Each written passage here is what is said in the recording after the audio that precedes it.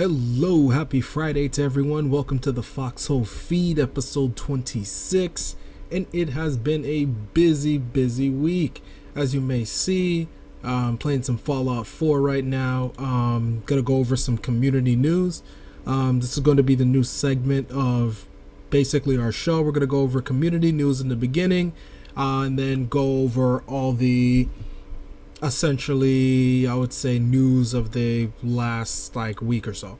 So community news, as you guys may see from our actual page, lots of Fallout 4 being uploaded as you see me playing here. Loving it so far. Gonna be giving my impressions later, possibly through a review.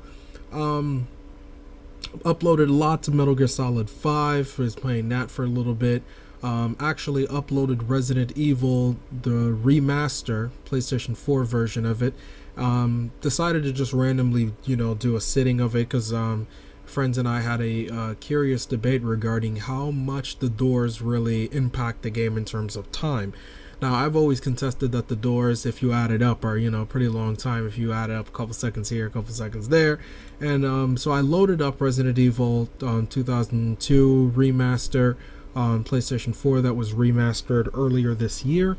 I loaded it up and I edited out all the doors and I edited out all the saves just to see, how short it would actually be.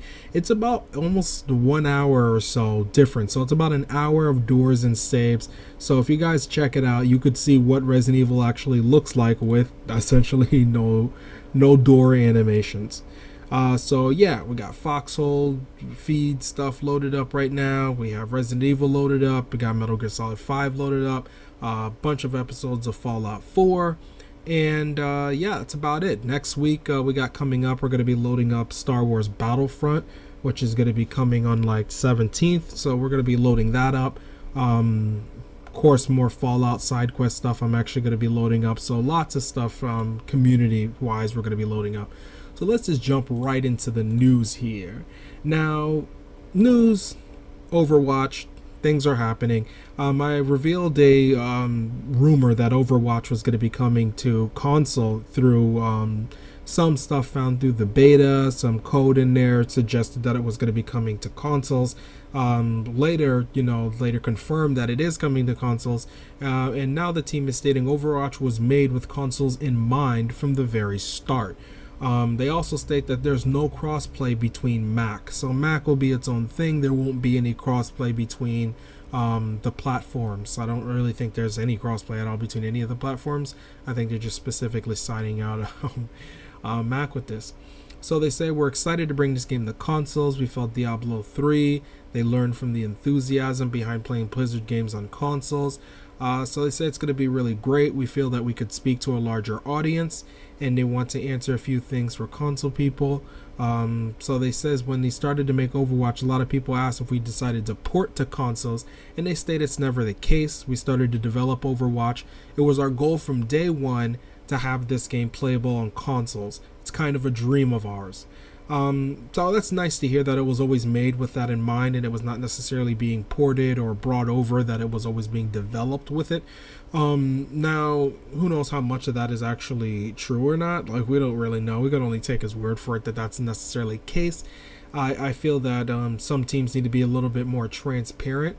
I know that they wanted to keep it a surprise, but I believe they need to be transparent, because regardless of what they're saying, that's not being conveyed the same to consumers. At the end of the day, you could say one thing, but your actions show something else. Even if you're being truthful, people know this game to be a PC game for about a year, and now they know it to be everything else. So in their minds, they don't see it as, oh, okay, it's being made on everything else. They see it as it's being ported to consoles now, which sucks. I mean, they're going to get that, and I mean, there's nothing they could really do about it. If they wanted to make a strong console push publicly in terms of PR, I would have just, announced it day and date. Hey, this is coming to all platforms. So that way everybody gets an understanding that from the very moment you know of this game's existence, you know it for all platforms and not merely a platform. And then to find out later on, it's, even though like I'm saying again, I don't believe that that's the case, that this was ported. Merely that that's going to be possibly the conclusion that many people are going to feel. So state that they got different editions of the game. There's a base price one that's $39.99. It says while the Origin edition costs $59.99, gives you 5 Origin character skins, in-game goodies from other Blizzard titles. They have a collector's edition that's going to be $129, which is a lot of money. So they got a little special figurine that seems to come with a statue that's like a little 13-inch statue that they got going with it. So the game's interesting, definitely something to look out for. We're currently right now trying to get into beta, so hopefully when that embargo gets lifted, we could go and show some footage to you guys. So EA apparently is ramping up the Star Wars marketing push. Down below in the corner over here, you see some Star Wars Battlefront footage. Long video, about 9 minutes. Basically showing the heroes, showing the game modes. Like right here, you're gonna see like Princess Leia. She looks really good in this game too, by the way. And then you got Han Solo, and he's like an End of Force Moon of Endor. I know what that is, guys. So he's shows some footage of them doing some little voice stuff, and shows their little single player survival mission thingamajigs that they got going on in this game. It looks really incredible on Frostbite. Like, I'm just like awed at looking at this. Showing my favorite character here, Palpatine. Now that's the guy I want to be when I grow up. It's Palpatine. He's just not a good guy, and I want to be as evil as possible. But yeah, it's looking really great. I don't really have much news to say, regarding this other than my own personal impressions from their marketing push. But it looks really great. I think this is a good idea to show this off because of how well the engine actually looks, the lighting, the textures. It's an amazing looking game. It's literally just jaw-dropping when you're seeing it, everything in action.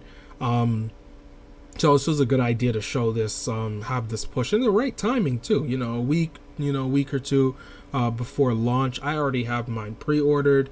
The rest of the Foxhole team also has it pre-ordered. So yeah, I mean, this is a good marketing push. I like what I seen from it. I don't know how many would purchase this game if they didn't play the beta or they didn't play anything after seeing this. Because I'm already sold on it, it's hard for me to know the joy or excitement somebody might feel if they didn't play this and they were showed this. Hard to know. I know how it feels like. I know how well it sounds and how well it plays, and I know all those things, because we're in the beta. So it's hard to gauge really how well this actual this might do for sales, or this might do for excitement for someone. Let's say if I wasn't going to buy it, that's hard to know. I mean, you have to really take yourself out of there and really try to be as unbiased as possible. But once you already play it, it's really difficult. I do like that they're showing it, a lot of this in third person too, though I personally like playing it in first person. It's a good idea to show it in third. I mean, they want to show the animations, and the heroes are all about who they are as characters. You play in third person, it's just doesn't even matter. You're just like fucking walking sword or something. But interesting stuff nonetheless. We're definitely going to be covering Star Wars Battlefront next week. We're going to be covering the multiplayer, the single player, and all the modes and all that craziness.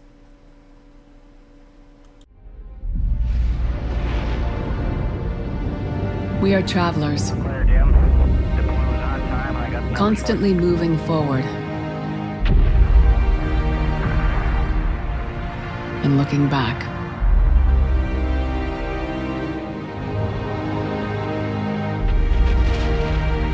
Alone and as one.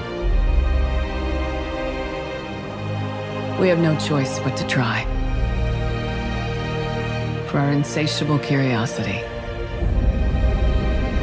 For our fear of what should happen if we don't. You are that explorer now.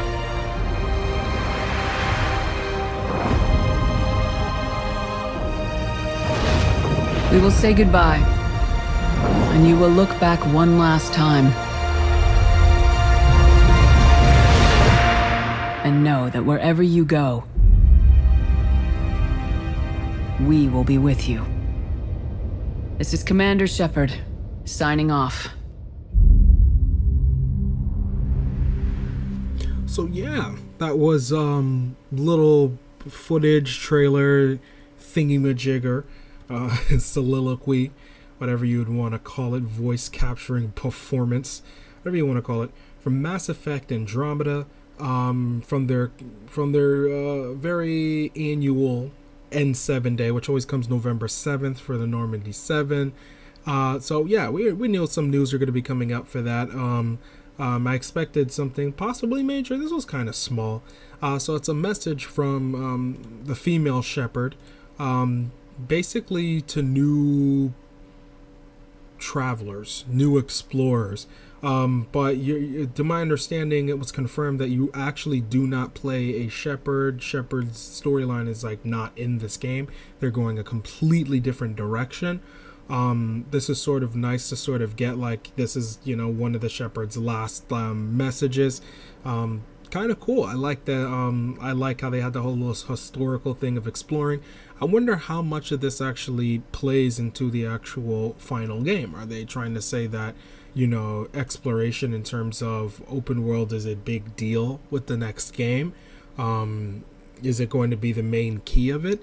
Because I personally, like I stated, several newscasts ago, I kind of want Mass Effect to be that. As a person who likes Fallout and who likes open world RPGs like that, that sort of let the universe tell its story, that let the world tell its story is interesting to me. I like that almost better than, here's a narrative in which we sort of hold your hand through the entire thing. Sometimes I like to have the story being the world, the characters, everything around you.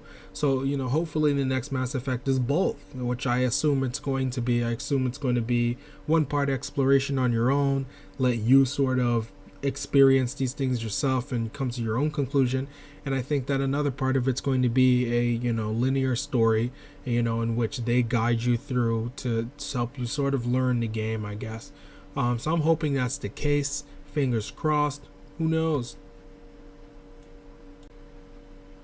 Now, our friendly Polish developer CD Projekt Red states that they are fully focusing on Cyberpunk 2077. Cool to hear. I like to hear that. I definitely assumed as much, that they were sort of the entire team was working on that, and they probably had a few select staff to finish the expansion. This expansion sounds really meaty in terms of quest. It has a new region, it has a lot of new stuff in it, so I don't really know how much of the team is really being done to focus on that. They state previously they stated that Cyberpunk 2077 was far bigger than The Witcher 3, which is kind of crazy. To hear that, this is kind of cool. I stated this on a previous newscast. My thoughts on them making a sequel larger in terms of an open world, in terms of a city, which is kind of interesting. So I want to know more about it. I want to know just how explorable this city is. I think we've been getting too many titles that have essentially been, here's a lot of buildings and here's a lot of road. And my personal opinion is that this becomes as least interesting, I believe, as time goes on. I don't think developers could no longer sort of get away with that type of design anymore. I think people are looking for more density, and they're welcoming in more density. Recently, I've had people question to me, what's the excitement about Fallout? Why is Fallout 4 such a big deal? What's with it? A lot of that is density. It's the idea that, it is in an open world like you see in other games, but it's the idea that you have lots of explorable areas, that you have lots of NPCs that litter the entire world, and the world's areas and the stuff all have purpose. So you might walk upon a place that's just any random place, and you could find all these different objects to help you, and objects to help you survive, objects that you could barter, objects that you could craft, and all these things lend to you believing that you're in a world. So never mind how big the world is. I'd rather they focus on what can I do in this world that would make me care about its size. I personally don't care much about a game being big as much as I care about what I'm doing in the game. In fact, if you tell me legitimately, and I've had this conversation many times with people, if you legitimately tell me I'm going to get Grand Theft Auto 6 and it's going to be half the size of Grand Theft Auto 3, but every building will be explorable, and every NPC has a daily life, and there's all these different objects you could pick up and buy and do all these, every object you see in a game could be purchased somewhere inside of the game. That makes things much more complex, much more dense, much focused on quality, and it adds a completely different layer. There's a difference between I'm going to give you an entire city but you could never enter an inside a single house, versus I'm going to give you, a neighborhood that you live in, and everything you can do right now in your neighborhood, you could do there. Break a window, go into a house, steal a car, take stuff. All those things add into that complexity, into that density, and give the world much more purpose other than an entirely huge metal sandbox, with the only thing to do is to run people over and kill. I think there's even in that strange, grotesque idea is still far more interesting in a denser world. If you could imagine, instead of just running people over on a concrete street where they can't escape from, you could run into their house, jump in a window and murder shit out of them. Now, this brings things to a whole different level of interestingness. So I'm hoping that the team has something in store, because them making an open world game inside of a city, difficult. Very, very, very difficult. So I really want to see what they really bring to having an open world game based inside of a city. Now, Take-Two has had an earnings call, where they got to open up the books, let everybody know what's going on, what's the company working on, how they getting, money in the future. Investors need to know this shit. And one of the things that I think we've all kind of assumed anyway is that they revealed is that the company is working on many new intellectual properties, offering from established franchises to clearly new IPs. New IPs is an easy guess. Every publisher, this generation, last generation, generations prior, all create new IPs. They're all seeking to have the new series that's going to be their thing. Years prior with Ubisoft, it was, Prince of Persia, and then last generation, it's Assassin's Creed. In this generation, it's looking like it's going to be Watch Dogs, The Division, etc.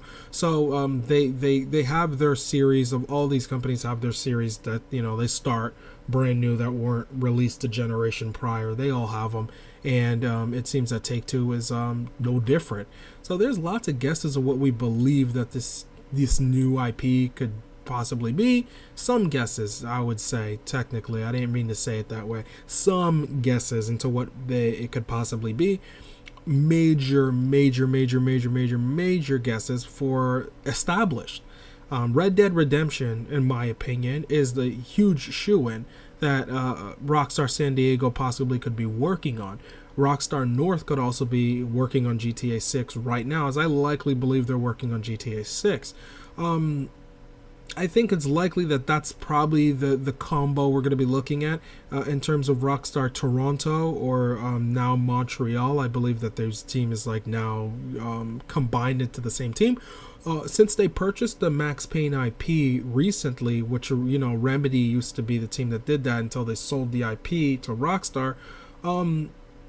Who knows? I mean, a team has to be working on Max Payne 4. Max Payne 3 did incredible sales for Rockstar, so I would have to imagine that Max Payne 4 is an easy shoe-in for it's happening. So, Rockstar Toronto could very well be making a sequel to Max Payne, Max Payne 3, which they did the Max Payne game. So they did a great job with Max Payne. So that being a sequel is likely. Red Dead Redemption from San Diego is very likely.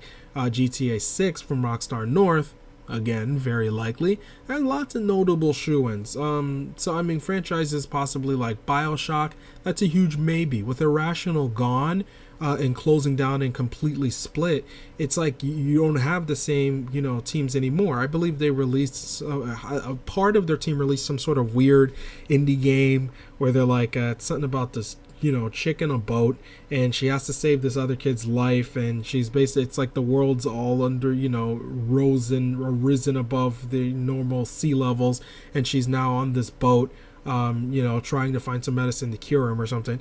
And another part of it is making a title very interested in We Happy Few.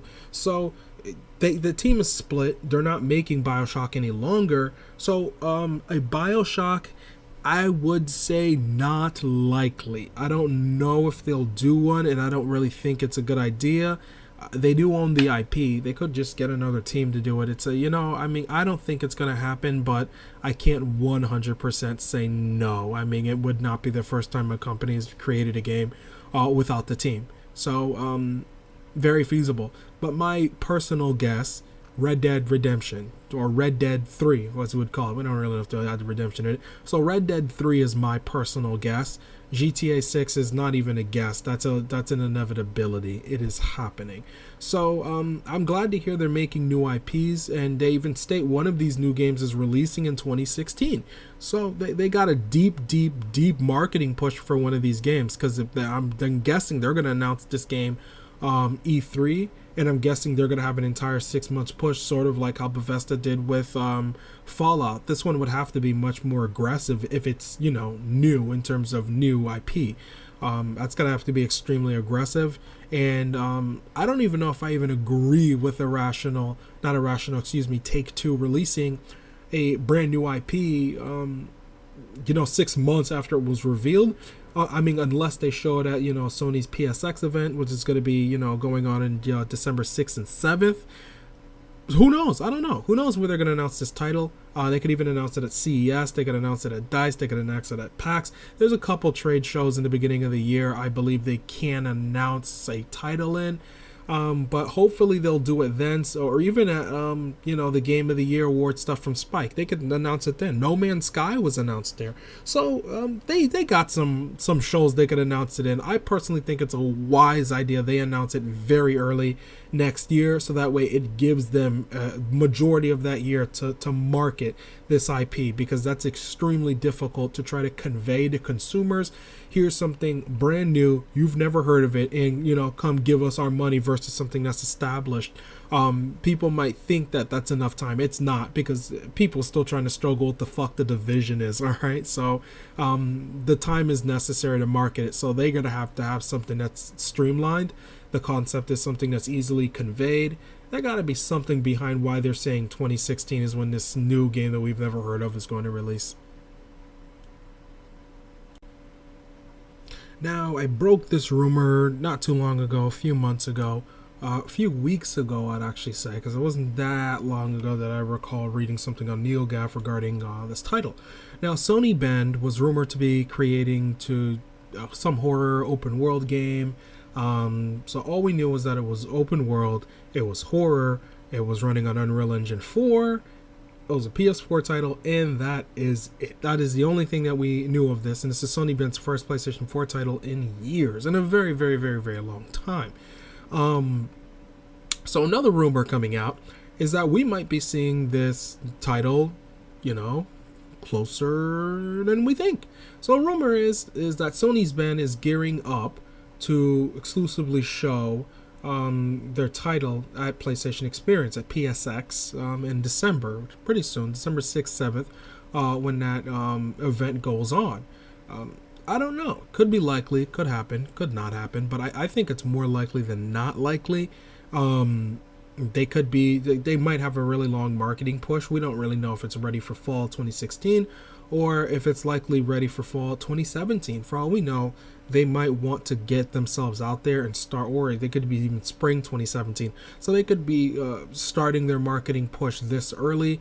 Sony showed lots of huge titles at PSX the year prior. They showed Street Fighter V there. So it's not necessarily a small event, if you would say that. A Street Fighter title getting announced is a big deal. So their title getting announced there could happen. I mean, I don't mean to brag on it, and I ain't trying to say I told you so, but not my first time that I have been correct on a rumor. We were correct that the Kara tech demo would possibly be a game. regarding, you know, the leaks that we found regarding what the name of the game was possibly going to be or what the concept of it entailed. We were correct that it was, you know, possibly going to be a Paris Games event. We were correct on a couple of events on where stuff might appear at. This is, I don't know. I feel it's likely. I really feel we're very likely to possibly see this title really at PSX for real.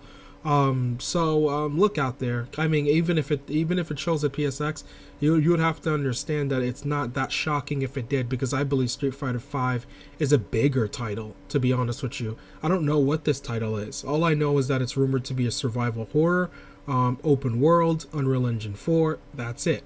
So it wouldn't be out of the norm for them to announce a title as big as this, because in my opinion, again, Street Fighter is much larger. I don't even know what the title is, but I can tell you Street Fighter V is larger in terms of a megaton announcement. You know, this is a new IP. I'm sure it's still going to be a big announcement, but clearly nothing compared to established as one of the best fighting games in the world being announced at at an event. So this type of exposure will definitely help Sony Bend, as they're definitely going to need it, considering they have been out of the console space for some time now. So Nintendo had one of their classic Nintendo Directs, you know, where they no longer really do big press conferences any longer as much as they do, you know, smaller Nintendo Directs here and there. And one of them is, Final Fantasy VII. Now getting a character from their game into Smash Brothers, which I mean, lots of people probably guessed it. Yeah, it's Cloud Strife. So Cloud is going to be in next update for Smash Brothers as some downloadable content. Lots of people might have been worried about Nintendo jumping into the whole DLC range, and I may or may not have talked about it on this newscast.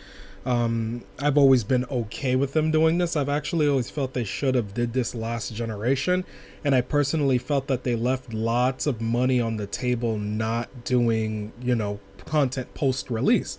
Now, as anyone could, probably knows, some know, some still assume, most post-content stuff is never going to make it in the game. It's really specifically made with the understanding to come after the fact. So a lot of this stuff probably should have came, afterwards. Had we had no DLC, you just would have never got, Ryu. You would have never got Cloud. You would have never got the other characters. Mind you, this Smash Brothers is actually the most content-packed Smash Brothers to ever release. It's the most characters ever released in a Smash Brothers game, period, before you ever talk about anything post-launch. Also, it's nice to sort of see that, you're getting this after the game launched. You otherwise would have never been getting this at all. So it's kind of cool to see them have like the Final Fantasy VII level in there, and they have the alternate costume from Advent Children. It actually looks like you're actually the Cloud that's featured in Kingdom Hearts. I don't know if anybody's noticed that, because he actually very much looks like the Cloud from Kingdom Hearts. I don't know, maybe it's just their own stylized version of him, or maybe I'm looking too much into it. Because it really does, like, to me, from what I've seen, it really looks like the Cloud from Kingdom Hearts. But definitely liking that they have Omni Slash as a final smash, or Omni Slash, as a final smash. So be on the lookout for that, and they also have more content that's going to be coming later on. So it's not going to be the only character. He's not going to be the only one. There's going to be more stuff that they're going to continue to add, and they have something that they're announcing the ending of this year, as you guys see in the little corner. So yeah, who knows, it's most likely going to be more characters. I feel that the downloadable content are sort of trickling out in terms of these microtransactions could have been handled slightly better. Maybe they could have just saved all of them for like a single pack versus like trickling them out like this long. It's actually taking quite a while, taking longer than I thought it would take them to bring some of these characters actually out. I don't know if they're taking polls. I don't really know why the length of time it's taken them for them to release them. But Cloud and Smash Brothers, still pretty cool. Now, this has been another episode of the Foxhole feed. You guys make sure to check out the PlayStation Experience. It's coming up December 5th and 6th. I'm going to be covering everything that comes from out of there. Who knows what's going to be coming from out of there. But lots is going to be covered. Lots of content that's going to be coming up really soon, like next week soon. Going to be covering Star Wars Battlefront. Going to be uploading lots of Fallout actually today. Going to be uploading or doing a podcast later today. Craig and I are going to do a podcast about storytelling, essentially about all the stories, elements in games, and there's some games that we like how they do. You guys hear later tonight. And yeah, that's game.